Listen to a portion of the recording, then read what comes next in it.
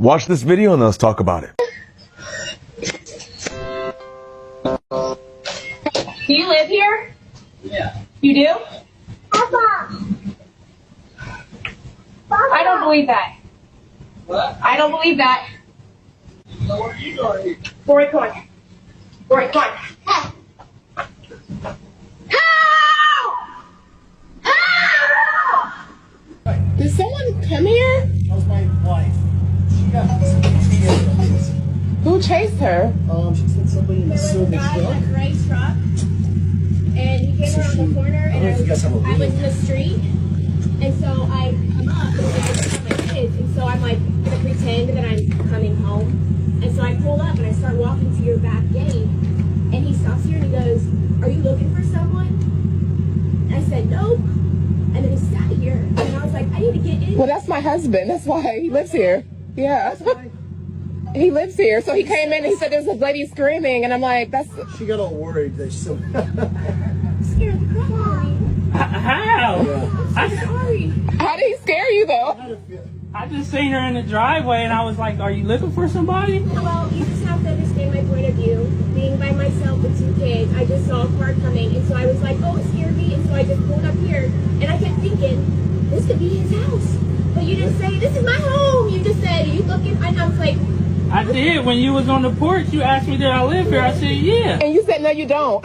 I'm Dr. Michael H. Ford, and let's talk about what you just saw. A white woman rang the doorbell of a home in Ohio. A black man opened the door. She asked, do you live here? He said yes. She replied, I don't believe that. Then she ran down the street screaming for help and called 911. At his own house, let me be clear. That was not confusion. That was not caution. That was accusation. An accusation in this country has history. In 1921, a white woman's allegation against Dick Rowland, a black teenager, became the spark that led to the Tulsa Race Massacre. A lie ignited a mob. Greenwood was burned to the ground. In 1855, Carolyn Bryant accused 14-year-old Emmett Till of misconduct. He was kidnapped and killed. Decades later, she admitted key parts of her claim were false. In 1989, the Central Park Five were wrongfully convicted after a white woman was assaulted in New York. Their convictions were overturned years later when DNA proved their innocence. In 2018, a white woman named Barbecue Becky called police on a black family for grilling in a public park. In 2020, Amy Cooper called 911 and falsely claimed a black man was threatening her life in Central Park. Different decades, same pattern. So when a white woman screams help after questioning a black homeowner at his own front door, history does not reset, history echoes. And when police enter a situation involving a black family, the stakes are never theoretical. Because we have seen this before, because we have buried people over this before, because we have watched neighborhoods burn over this before. This was power meeting presumption at a front door, and the cost of that presumption has always been paid by someone else. Healing starts with knowing. Follow for more. Tying that to, racism and me not being who I say I am to my family, to be on a lookout, to our business is destroyed, to you can imagine everything that's being said, to our direct messages, to my friends and members being messaged saying that I'm a racist, going as far as saying that I was trying to have a black man killed. That was commented a few times. Seeing me personally calling me a racist pig, our direct messages, our other businesses, Crave is being attacked, and every business platform, my Facebook ratings, everything is being attacked right now. He's asking for a public apology, and I wanted to get ahead of it. I don't want to just stay quiet, but I did shut my pages to private. I've explained to my Instagram exactly what I'm explaining to y'all. I absolutely am so sorry that I didn't think more of how they possibly could have felt in the moment and my reaction. Did y'all see the video in which she's apologizing for? That lady went up to that man's house and literally asked, who are you? What's going on here? He said, I live here. She said, I don't believe you. With a baby stroller and her young toddler, she rings the bell of the house, leaves her stroller, runs down the street screaming, help, help, help. Then she comes back to the same house, lies, and says that someone was chasing her. And yet she gonna get up here and cry these white tears.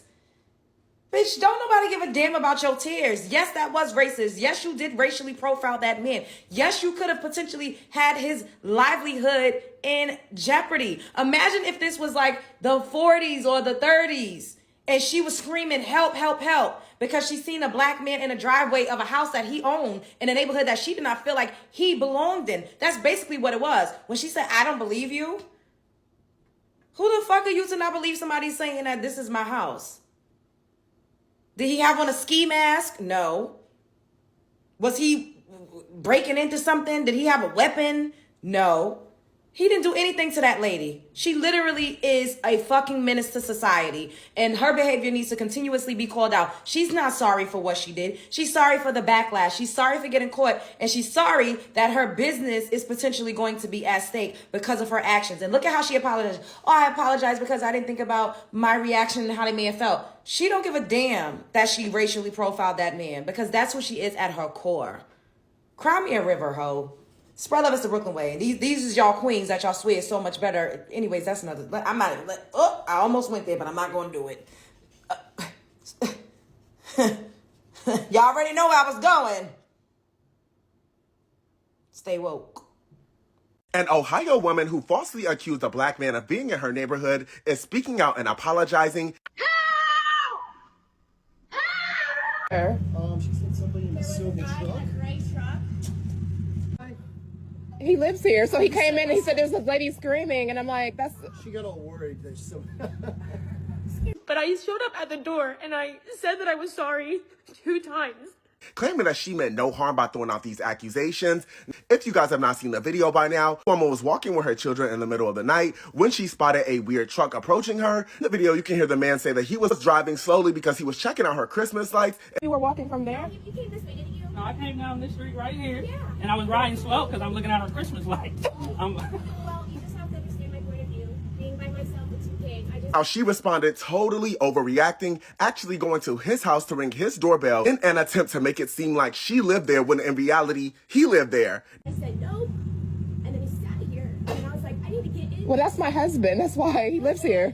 Yeah. This prompted her to run down the street screaming help to the top of her lungs. I believe her and her husband actually doubled back, went back to the house when the man was inside. His wife answered the door, and they de-escalated the situation and figured out that he really did live there. Following all of this, this woman has apologized because she has been getting tons of backlash after the family posted the ring camera footage online. She says that people have been coming for her family, her personally, and her business, and she is not here for it. She says that she has dealt with tons of trauma in her life, and that's what actually prompted her to react in the way she did. Now, in the video, she is also shutting down any claims that she is a racist, claiming that she didn't even know he was black. She thought that he was a white man at first. Now, I believe that she is only apologizing because she want to get these trolls off of her back. She is claiming that they are going at her business page and they are coming at her personally. I absolutely am so sorry that I didn't think more of how they possibly could have felt in the moment and my reaction. She also stated that she apologized to the family behind the scenes, but they did not accept the apology, which warranted her to make a public apology. I'm curious to know what y'all think regarding this. Really did the most in this situation, and she cannot handle the backlash, but I'm curious to know what y'all think. Let me know down in the comments. This is absolutely insane.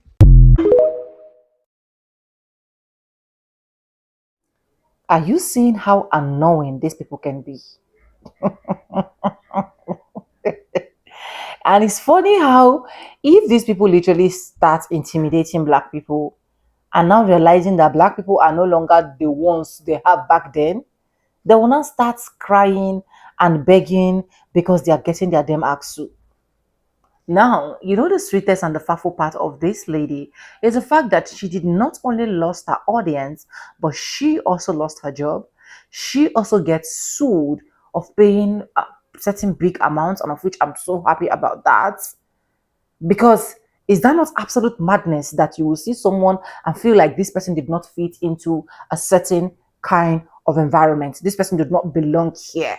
You know every single neighbor in your neighborhood. Welcome back to the channel. My name is Sonia. Subscribe, like, comment, and share. Credit belongs to the original creators of every single clips and stitches we have in at this episode. I want to say a very big thank you to every single one of you liking, commenting, sharing, dropping super thanks, and also joining my membership. I do not take you guys for granted. You guys are absolutely the best. And yes, with that being said, let's continue watching the remaining clips I have for you guys. I'll be back with commentaries. Chasing her, following her is what I said. I use word chasing. Following me. And so she said, I jumped out of the car and I said, I'm so sorry. I said, literally, I was pretending that your house was my house. I was walking up the driveway, and then I was like turning in. I was pretending that it was yours. And she goes, yeah, that was my husband. And so he ends up coming out and he's like, I told you this was my house. And at that point, I literally started, I said, I'm so sorry. I said, I am so sorry. And I told him, I said, sorry. I said, I'm so sorry. And then, I said, this is your house. That was my words. I said, I'm so sorry. I said, this is your house. I said, I truly kept thinking like, maybe this is his house. Maybe this is his house. And he says, well, I told you this was your house. And I said, you have to understand. I said, I'm so sorry. I said, it was such an awkward encounter. I said, the truck was like starting to slow behind me. And I'm out here with my little girl and my son. And I said, I'm a mom and it was dark. And he said, but I told you that this was my house. He says, I was driving slow because I was looking at my Christmas lights. And once again, I said, I am so sorry. And they truly, they did not take my apology.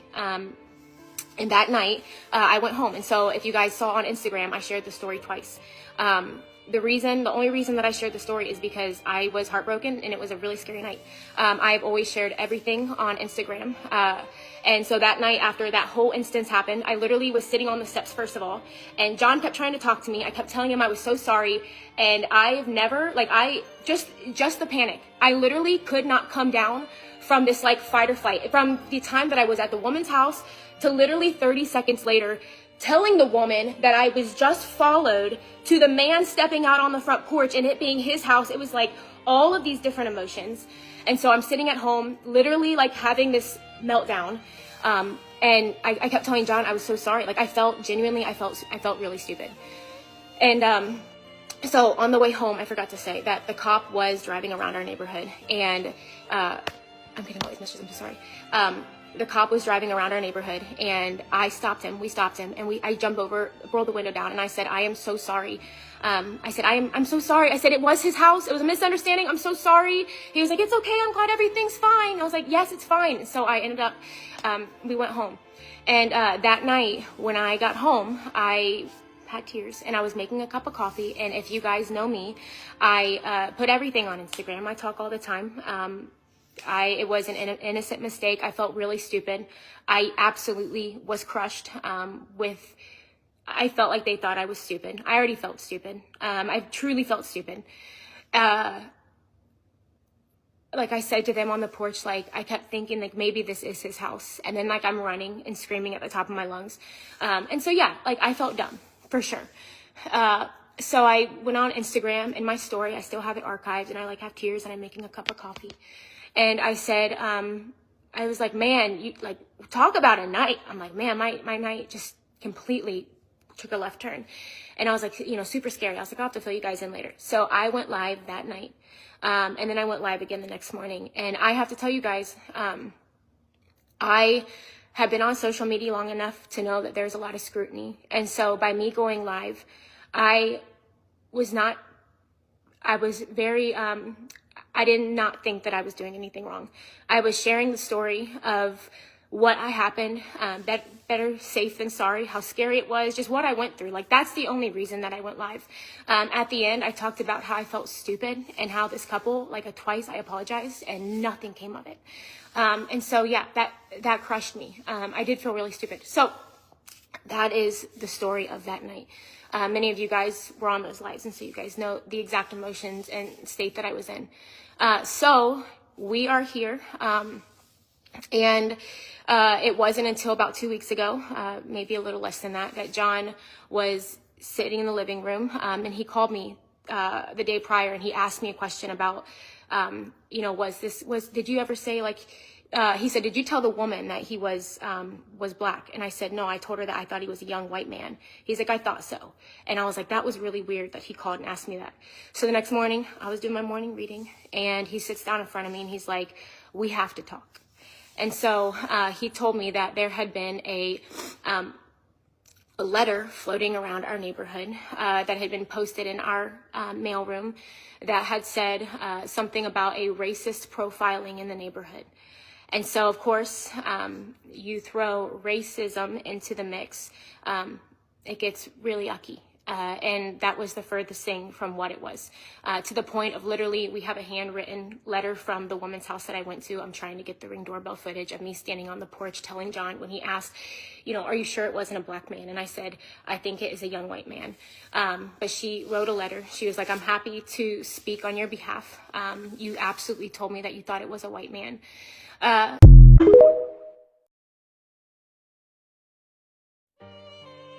I'm happy to speak on your behalf.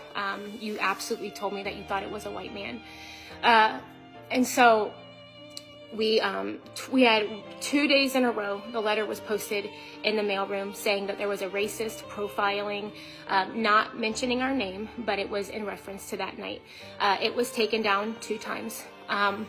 And then I believe there was an email sent to our HOA then asking for this letter to be sent to all the residents in our community.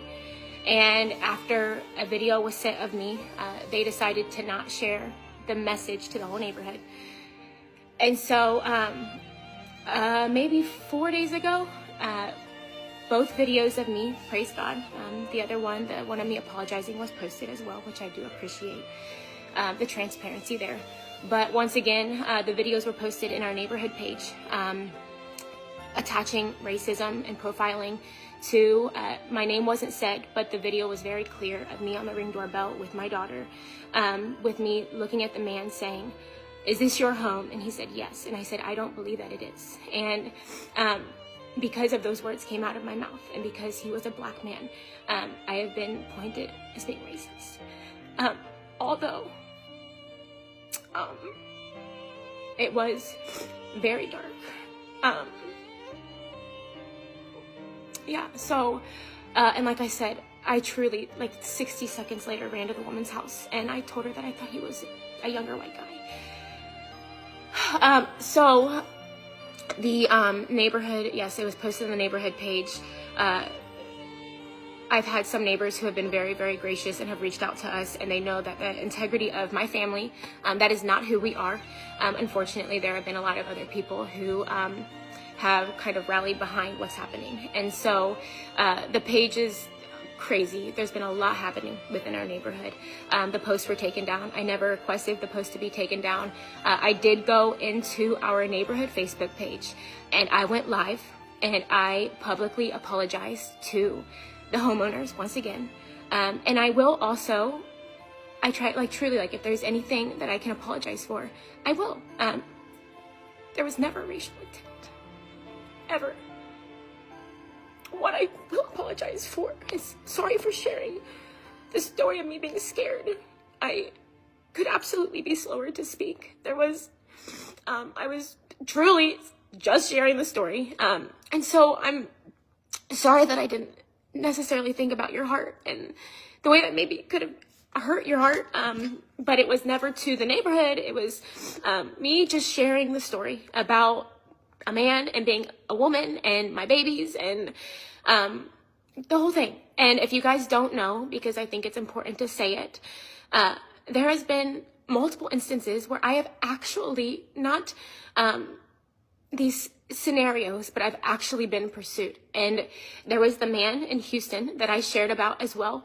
And that's why I just love to give context. I love to share. I just more so like as a mom, like in those lives, I said, I wouldn't undo what I did. The way that I acted, the way I reacted, I would do it 1,000,000 times over. Because what if that really would have happened?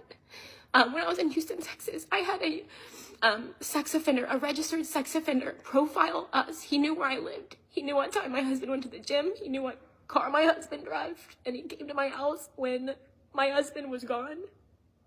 And I was in Houston, Texas, and I was followed 20 minutes home, and my car was broken into when I was at the store. And when I was a little girl, we had a man banging on our door and helicopters hovering over our home. So, did I overreact? Yeah, maybe a little bit.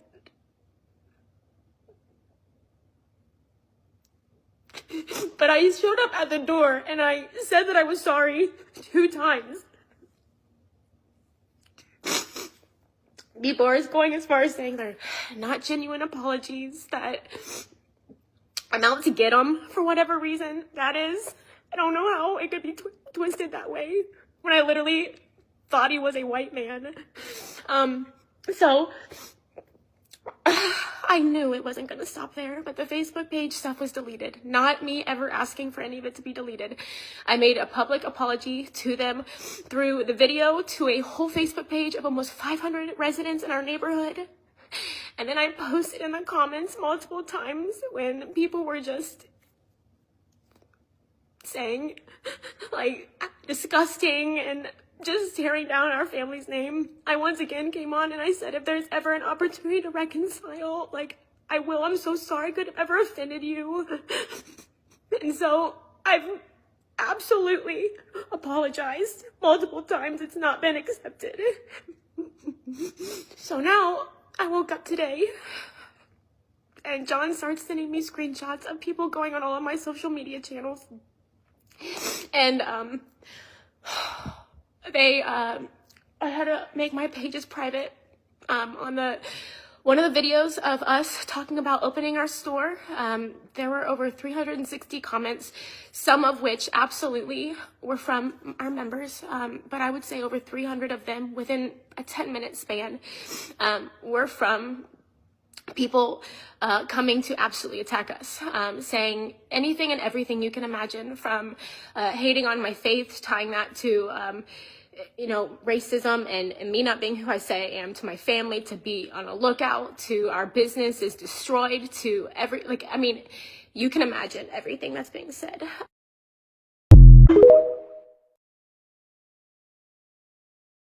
When it comes to these white folks, lying will always look for a way to show forth in their life. Do you know why? They have literally programmed their system that without racism, they literally cannot survive in America. Without painting a black man, making a black man look like he is the problem, they will literally not enjoy every fruit of America. Without calling a cops on a black man, they will literally not satisfy. And you know, the annoying part of these people is coming to apologize, coming to make it look as if they are so sober, they are so sorry with what they are doing, that they literally do not know what they are doing. That is the most annoying and the most painful part of these people. These people can literally go ahead and do anything that they want. The moment that they are not seeing the backlash, they're not seeing that they are getting sued, they are paying what they are not supposed to pay for, they will now realize that we need to apologize. Let's become the victim and let's make them look like we are really, really sorry. While if you look deep down into their hearts, they are not sorry for anything.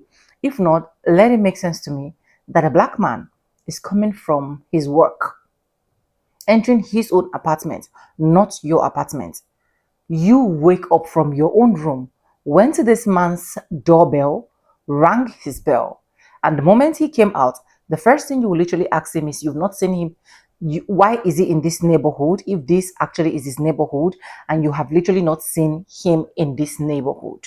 That's the first thing, that you have the audacity, the guts, the effrontery, the temerity to go to another man's doorpost and ask such silly, annoying question.